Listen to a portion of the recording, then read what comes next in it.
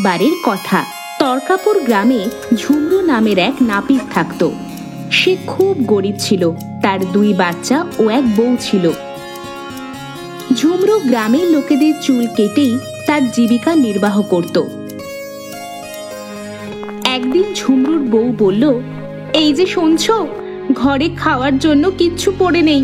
দুপুরবেলা বাচ্চারা স্কুল থেকে আসলে কি খেতে দেব? তোমার কাজ কখন ঠিকঠাক চলবে? আমি জানি শর্মিলি, কিন্তু তুমি বলো আমি কি করব। যবে থেকে আমার দোকানের সামনে কানুয়া দোকান খুলেছে, সমস্ত গ্রামবাসী ওর দোকানেই যায়। ওর মিষ্টি মিষ্টি কথায় সবাইকে পটিয়ে ফেলে, যার জন্য এখন কোনো গ্রামবাসী আমার কাছে চুল কাটাতে আর আসে না। কিন্তু এরকম চলতে থাকলে আমরা তো না খেয়ে মরবো। এবার দেখো, আমার নিজের চিন্তা নেই, কিন্তু আমাদের 2 ছোট ছোট বাচ্চা আছে, আমি ওদের কষ্ট দেখতে পারি না। তুমি চিন্তা করো না, দেখি কিছু করছি আমি। এরপর ঝুমরু সেখান থেকে চলে যায় আর গ্রামের গ্রাম প্রধানের কাছে যায়। গ্রামের গ্রাম প্রধান ঝুমরুকে দেখতেই, আরে ঝুমরু, তুমি আসো আসো, কি মনে করে আসলে বলো? খুব উদাস লাগছে তোমাকে দেখে, সব ঠিক আছে তো? সরপঞ্চজি, আমি খুব দুঃখে আছি, এই জন্য আপনার কাছে এসেছি। এখন আপনি আমাকে সাহায্য করতে পারবেন। আমি আবার তোমার সাহায্য? কি হয়েছে বলো ঝুমরু, এরকম সাহায্য লাগবে তোমার? সরপঞ্চজি, আপনি তো জানেনই গ্রামবাসীদের আমি অনেক দিন ধরে চুল কাটার ব্যবসা করি, কিন্তু কিছুদিন ধরে কোনো গ্রামবাসী আমার কাছে আসছে না, যার ফলে আজকে আমার ঘরে খাওয়ার মতো কিচ্ছু নেই। আমার ছোট ছোট 2 বাচ্চা আছে, যদি এরকমই চলতে থাকে তাহলে আমার বাচ্চারা না খেয়েই মরে যাবে। কিন্তু ঝুমরু, কিন্তু তোমার কাছে কেন কেউ চুল কাটাতে আসছে না গ্রামের সবাই? তোমার কাছে কি কোনো ভুল টুল হয়েছে? সরপঞ্চজি, এর কারণ ওই কানুয়া আছে, যে কিছুদিন আগে আমার দোকানের সামনে ওর নিজের দোকান খুলেছে। ও কোনো গ্রামবাসীকেই আমার দোকানে আসতে দেয় না। অনেক চালাকি করে সে গ্রামবাসীদের বুঝিয়ে নেয়, যেটার জন্য আজকে আমার এই অবস্থা হয়ে গেছে। আরে ঝুমরু, আমি তাহলে এটা কি করতে পারবো ভাই?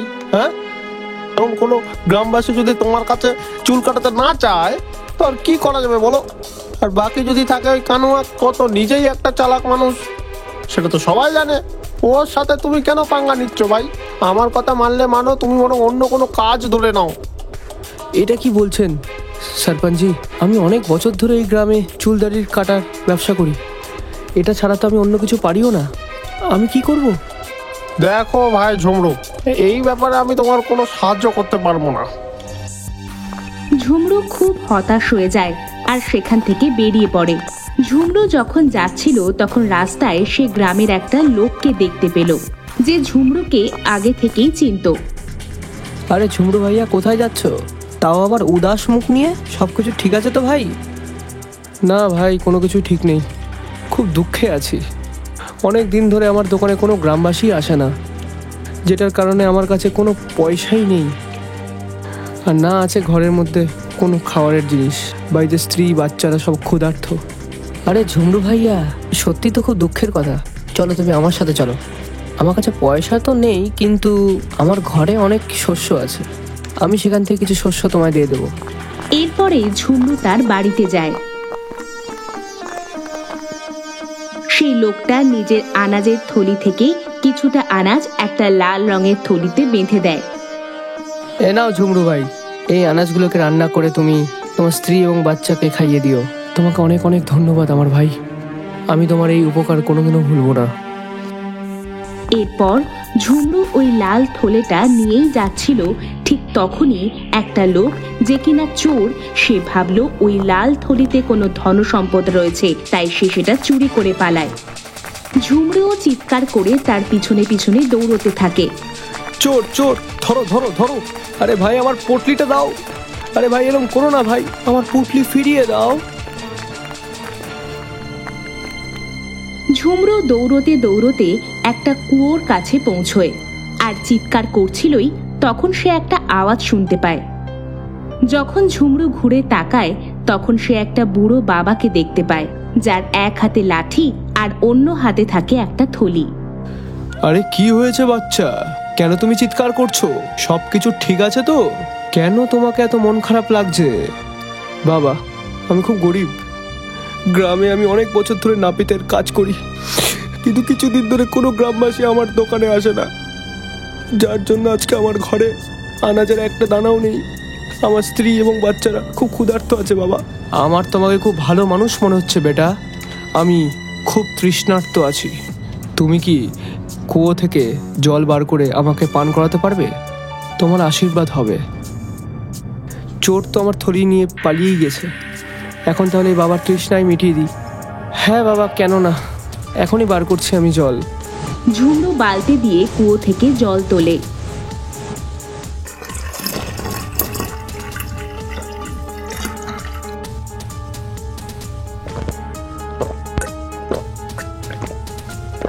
আরে বাহ, আত্মা শান্তি হয়ে গেল। বেটা, এত কষ্টের মধ্যে থেকেও অন্যের দুঃখকে বোঝা, খুবই দয়ালু মানুষ তুমি। যদি কোনো ইচ্ছা থাকে তোমার, চাইতেই পারো। এই শুনে ঝুমরু একটু চমকালো আর বলল, বাবা, আমি ধন দৌলতের চাই না, শুধু আমার পরিবারকে ভরপেট খাওয়ার আর ভালো শিক্ষা দিতে চাই। খুব উত্তম বিচার তোমার বেটে। এই নাও বেটা, এটা জাদুই কেচি আছে, তোমার সমস্ত সমস্যার সমাধান করে দেবে।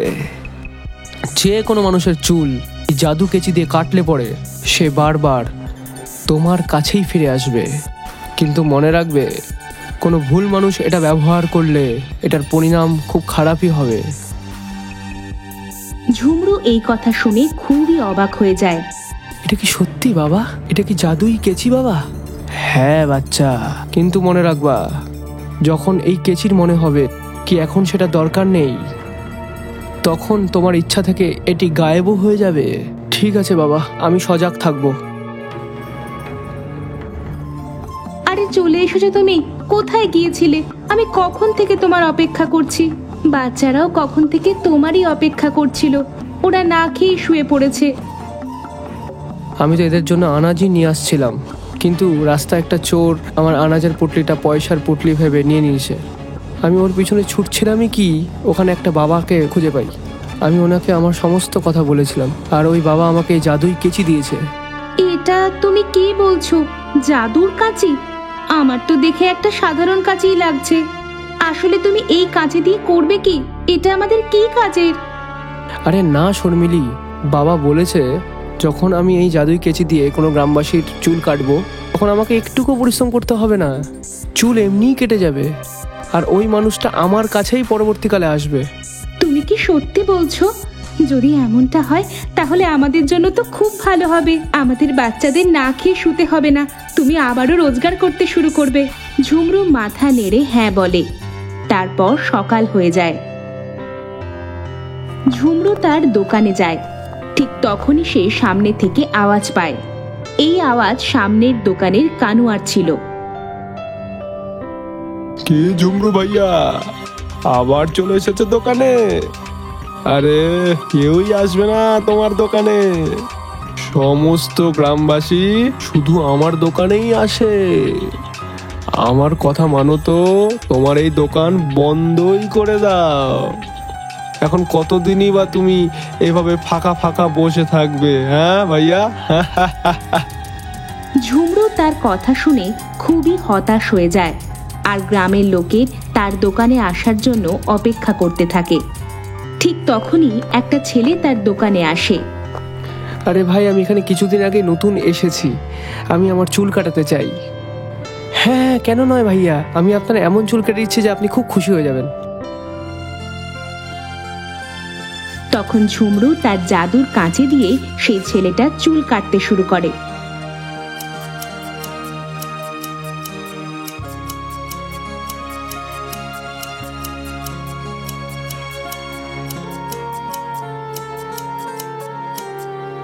যেই তার চুল কাটা হয়ে যায়, আরে বাহ ভাই, তোমার হাতে তো জাদু আছে, জাদু! তুমি কি সুন্দর করে আমার চুলটা বানিয়ে দিয়েছো। ভাই, তোমার কি পছন্দ হয়েছে তোমার চুল কাটা? হ্যাঁ ভাই, খুব বেশি। এখন থেকে আমি আপনার কাছেই আসবো। এরপর সে কিছু টাকা ঝুমরুকে দেয় আর সেখান থেকে চলে যায়। এবার ওই ছেলেটা যে গ্রামবাসীর সঙ্গে কথা বলে তাকে বলে যে ঝুমরুর থেকে ভালো চুল কেউ কাটতে পারে না। তারই কথা শুনে গ্রামবাসীরা ঝুমরুর দোকানে যেতে থাকে। এবার একের পর এক গ্রামবাসীরা ঝুমরুর দোকানে যায় আর ঝুমরু তার জাদুর কাঁচি দিয়ে তাদের চুল কাটে। সত্যি এ তো চমৎকারই হয়ে গেল। সত্যি জাদুর কাঁচি তো অনেক শক্তিশালী। যখন থেকে তুমি এই জাদুর কাঁচি দিয়ে গ্রামবাসীদের চুল কাটতে শুরু করেছো, তখন থেকে সব গ্রামবাসীরা তোমার কাছেই আসে। হ্যাঁ শর্মিলি, তুমি ঠিকই বলছো।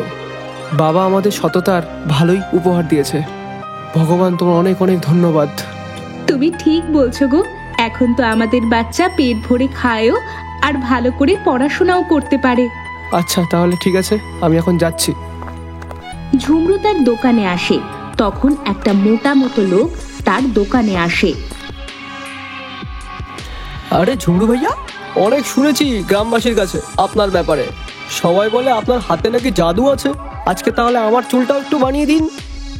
হ্যাঁ হ্যাঁ ভাই, কেন না। এখনই দেখো কত সুন্দর চুল কেটে দিচ্ছি। তুমিও গোটা গ্রামে বলে বেড়াবে, দেখবে যে ঝুমরুর মতো চুল কেউ কাটতে পারে না। বসো আমার আসনে। যেই ঝুমরু তার চুল কাটা শুরু করে, জাদুর কাঁচি নিজে নিজেই কিছুক্ষণের মধ্যে তার সমস্ত চুল কেটে দেয়। বাহ বাহ বাহ ঝুমরু ভাই, অসাধারণ চুল কেটেছেন আপনি। এই নিন আপনার পয়সা। ভাই মজা চলে এসছে, একদম শাহরুখ খান লাগছে। তারপর সেই মোটা লোকটা কানুয়ার কাছে গিয়ে, আরে কানুয়া, এখন তোমার দোকানপত্র সব গুটিয়ে নাও। ঝুমরুর কাছে তো সত্যিকারের একটা জাদুই কেচি আছে, যেটা ওর একটা ইশারায় সমস্ত চুল কেটে দেয়। দেখো একটু, দেখো আমার হেয়ার স্টাইল। এই ঝুমরুর বাচ্চার থেকে তো এই জাদুই কেচিটা কানুয়া নিয়েই ছাড়বে, তুমি দেখে নিও। তারপর কানুয়া দেখে দুপুরের সময় যখন ঝুমরু খাবার খেতে বাড়ির দিকে যায়, এখনই ভালো সময় আছে, এখনই এর কেচিটা চুরি করে নেব। আর কানুয়া চুপচাপ ঝুমরুর দোকানে ঢুকে তার জাদুর কাঁচি চুরি করে নিয়ে যায়। তারপর নিজের দোকানে এসে,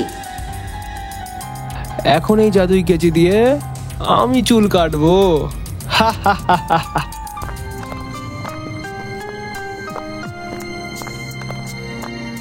আরে কানমা ভাই, আমাকে একদম হিরোর মতো চুল কেটে দাও। আজকে পাশের গ্রামে মেয়ে দেখতে যাব। তুমি চিন্তা করো না ভাই, একদম সঠিক সময় চলে এসছো। এখন দেখো কিরকম অসাধারণ স্টাইল বানিয়ে দিই।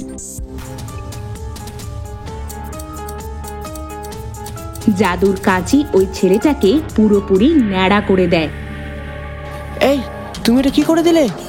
তুমি তো আমাকে টাকি বানিয়ে দিলে। কোন জন্মের বদলা নিলে তুমি? আমি তোমার কোন জিনিসটা নষ্ট করেছি ভাই?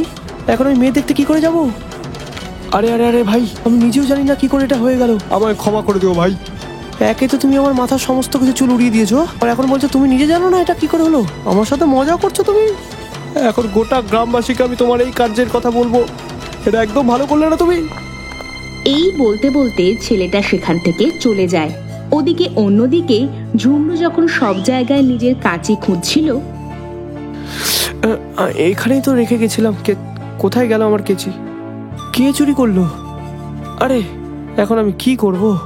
আর কাঁদতে কাঁদতে নিজের দোকানের বাইরে বসে গেল। কিছুক্ষণ পর আরো একটা লোক কানুয়ার দোকানে আসে। আরে কানুয়া ভাই, আমার চুলটা কেটে দাও। আমার বন্ধুর বিয়ে আছে, ওখানে আমাকে যেতে হবে। দেখিয়ে দাও ভাই তোমার হাতের জাদু। হ্যাঁ হ্যাঁ হ্যাঁ ভাই, কেন না, এখনই কেটে দিচ্ছি। আপনার সুন্দর চুল, আপনার সব বন্ধুদের মধ্যে শুধু আপনি বেশি চমকাবেন। কিন্তু যেই কানুয়া তার চুলে কাঁচি চালাতে যায়, কাঁচি ওই লোকটার চুলে না চলে তার কাপড় কাটতে শুরু করে দেয়। আর এক এক করে ওই লোকটার সমস্ত জামা কাপড় কেটে দেয়। তারপর কাঁচি কানুয়ার চুলও উড়িয়ে দেয়। ভাই তুমি কি করে দিলে? আমার সমস্ত কাপড় জামা কাপড় কেটে দিলে। কি করে তুমি কাজ করো? এই হাঁটো এখান থেকে, হাঁটো। এখন আমি নতুন জামা কাপড় পরে এসেছিলাম, এটার ভরপাই কে করবে? হ্যাঁ আরে ভাই, এটা আমার কোনো ভুল নয়। এই কেচি আমার কথায় চলছিল না, নিজের মন মর্জিতেই কাটছিল। আমায় ক্ষমা করে দাও। এখনই আমি মুখিয়াজির কাছে তোমাকে নালিশ করতে যাচ্ছি। আর ওই লোকটা রেগে সেখান থেকে চলে গেল। সবাই তো একে জাদুই কেচি বলছিল, এ তো আমার সমস্ত ব্যবসায় বন্ধ করে দিল। নিজের দোকানের বাইরে বসে ঝুমরু সবকিছু দেখছিল। তখন ঝুমরু কানুয়ার কাছে এসে বলে, কানুয়া, তুমি আমার জাদুই কেচি চুরি করেছো না? হ্যাঁ ঝুমরু, তোমার কাছে বেশি গ্রাহক আসছিল দেখে আমার হিংসা হচ্ছিল, এই জন্য। এই জন্য আমি তোমার জাদুই কেচি চুরি করে নিয়েছি। কিন্তু এ তো সব কাজই বন্ধ করে দিল। কারণ এ এক জাদুই কেচি, এটা আমার সততা এবং মনুষ্যত্বের জন্য আমাকে একটি বয়স্ক বাবা দিয়েছিল। কেউ খারাপ মনে এটা ব্যবহার করলে তো এটার কাজই হবে না। আমায় ক্ষমা করে দিও ঝুমরু ভাই, এখন থেকে এরকম ভুল আমি আর করব না। এক গ্রামে কিন্তু আমাদের থাকতে হবে, কেননা সততার সাথে বিনা কোনো ছল চতুরে কাজ করে যাই। হে জাদুই কেচি, এখন থেকে তোমার আর প্রয়োজন হবে না, দয়া করে তুমি ফেরত চলে যাও। ঝুমরুর এমন কথা বলাতেই জাদুর কাঁচি অদৃশ্য হয়ে যায়। আর তারপর ঝুমরু আর কানুয়া নিজের নিজের দোকানে সততার সঙ্গে কাজ করতে থাকে আর কখনো লড়াই করে না। জাদুর কাঁচে যেতে যেতে নিজের জাদু ঝুমরুর হাতে দিয়ে যায়। ঠিক যেমন এখন ঝুমরু যারই চুল কাটে সে তার শিল্পের ভক্ত হয়ে যায় আর তার কাছে অনেক ভিড় লেগেই থাকতো।